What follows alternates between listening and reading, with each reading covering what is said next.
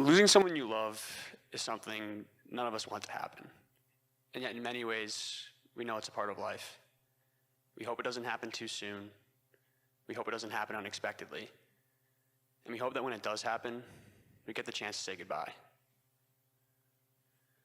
In August of 2023, my grandmother passed away from a sudden cardiac arrest. The day she passed was completely ordinary. She had been out celebrating her birthday with my grandfather, doing one of her favorite things, testing her luck at the casino. On their way home, she needed to use the bathroom, so they pulled off the highway and stopped at a McDonald's. My grandfather decided to stay in the car, thinking she'd be back in just a few minutes. She never came back. After waiting longer than expected, he went inside to check on her. That's when he found her collapsed on the floor, unconscious and not breathing. The employees had called 911, and he had stayed right by her side. But by the time she arrived at the hospital, there was nothing more the doctors could do. She was gone. I remember sitting in the living room with my brother afterwards, completely stunned. Did that really just happen? Is she really gone? And one of the hardest parts was realizing that I couldn't remember the last time I had seen her or spoken to her. You know, you always assume you have more time to visit, more time to call, more time to say goodbye. But that time was taken away from me suddenly. And that's one of the cruelest parts about sudden cardiac arrest. One moment, everything's normal. The next, someone's heart stops. A little over a year later, it happened again. My aunt, my grandmother's sister, was coming home from the grocery store with my uncle and cousin. Another ordinary day. As she stepped through the front door, she suddenly collapsed. Like my grandmother, she suffered a sudden cardiac arrest. For 6 minutes, my aunt laid there while my uncle and cousin waited for help to arrive. When the paramedics finally got there, they shocked her heart twice with a defibrillator. And on the second shock, her heart started beating again. She survived. And I still remember getting the text from my mom that my aunt had collapsed and she was being rushed to the hospital. It felt like deja vu. This can't be happening again. I was at work when I found out, and on the drive home, I remember feeling completely useless. My brother and I waited for updates. Every minute felt longer than the last. Then we got the news. She was stable. And that difference, the difference between my grandmother's story and my aunt's story, is something that has stuck with me ever since. And now most people who have a cardiac arrest outside the hospital do not survive. On average, survival is around 10%. But if they receive a shock from an AED, an automated external defibrillator, within the first minute, their chances of survival can rise dramatically. Every minute after that, the odds fall. So my aunt's survival was nothing short of a miracle. She was without a pulse for several minutes, and even when someone is brought back after that long, the lack of oxygen to the brain can cause permanent neurological damage. But somehow, she survived and retained nearly all of her neurological function. And while physically she's still here, that day changed her, changed our family, and it changed the way I thought about action. Now, at the time, I was working at UMass Chan Medical School, conducting research on rare neurological diseases. I love my work because it connects me with patients and families that are fighting diseases most people have never heard of. And many of those patients are children. And when I meet them and their families, I'm always reminded of two things. Life is fragile, and it is worth fighting for. So after my aunt's cardiac arrest, I started asking myself a different question. What can I do right now to help? Not someday when I become a doctor, not someday when I have more experience, and not someday when I finally feel more qualified, but right now. And that question eventually led me to Cardiac Crusade. My cousin Danielle and Lauren Quint, a cardiac arrest survivor from Dover, Massachusetts, joined a virtual support call for survivors and their families. On that call, they heard from Greg Kuhn, co-founder of Cardiac Crusade, a nonprofit he and his wife Julia started after she survived a cardiac arrest back in 2018.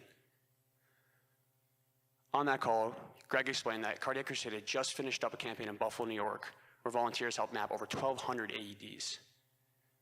So Danielle and Lauren asked a simple question. Could Boston be next? And that simple question led to the start of our Massachusetts campaign. And now before I go further, I want to explain what Cardiac Crusade actually does.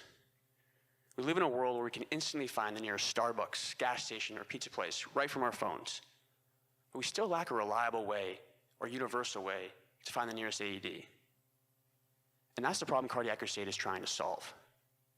All volunteers will go into businesses, schools, gyms, public offices to locate AEDs.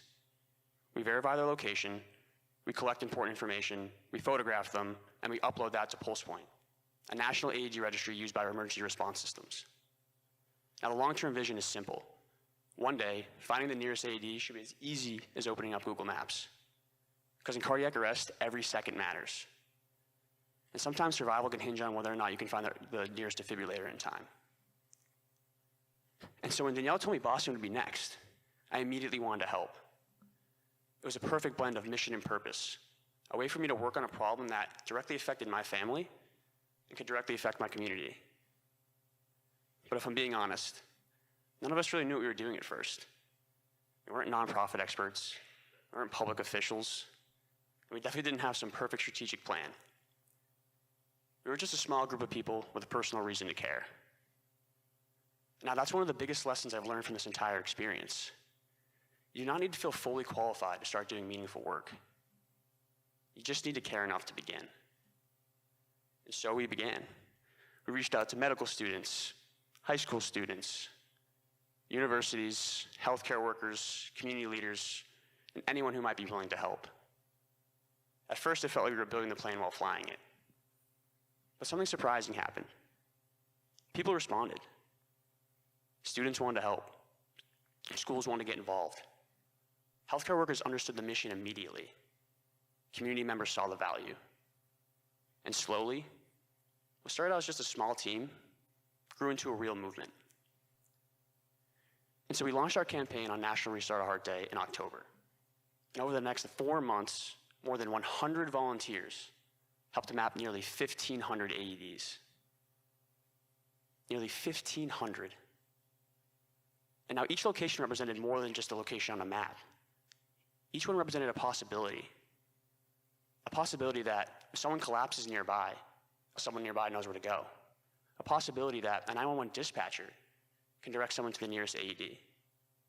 And a possibility that another family will get the call that we got about my aunt instead of the one we got about my grandmother. Now, that's what made the work so meaningful. It wasn't just data entry. It wasn't just walking into buildings asking where the AED was. It was the belief that a small action now could be the reason someone survives later. And now over time, I continued to meet survivors of sudden cardiac arrest. Some collapsed while exercising. Some had their events while sleeping. Some collapsed walking out of doctor's appointments. And some collapsed in places no one ever expected anything to go wrong. Their stories were all different. But they were connected by the same reality. Their lives changed in an instant. But there was something else these survivors I met shared too. A deep gratitude for life. Now that perspective stayed with me. Because the more I got involved in the work, the more I realized that Cardiac Crusade wasn't just about AEDs. It was about giving people a better chance at more ordinary days. More birthdays. More conversations. More time. Now that brings me to the part of the story that I want the young people and students like me to hear. When I first joined Cardiac Crusade, I did not expect to take on a leadership role. I didn't have nonprofit experience, and I had definitely never helped organize a statewide public health campaign. A lot of the time, I felt like I was just figuring out things as I went. But I kept showing up. I kept asking how I could help. And I kept bringing ideas to the table. And eventually, leadership just kind of fell in my lap. It wasn't something someone just gave me. I realized that sometimes leadership just happens when you care enough about something to keep taking responsibility for it. Well, that's a lesson I wish I had learned earlier. Because young people are often made to feel as if impact is something reserved for later, after the degree, after the title, after the experience, after someone gives you permission.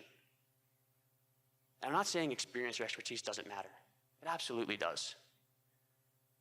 But if you continue to wait until you feel fully prepared to start doing meaningful work, you may spend your whole life waiting. Because the truth is, most people doing meaningful work are still figuring it out as they go.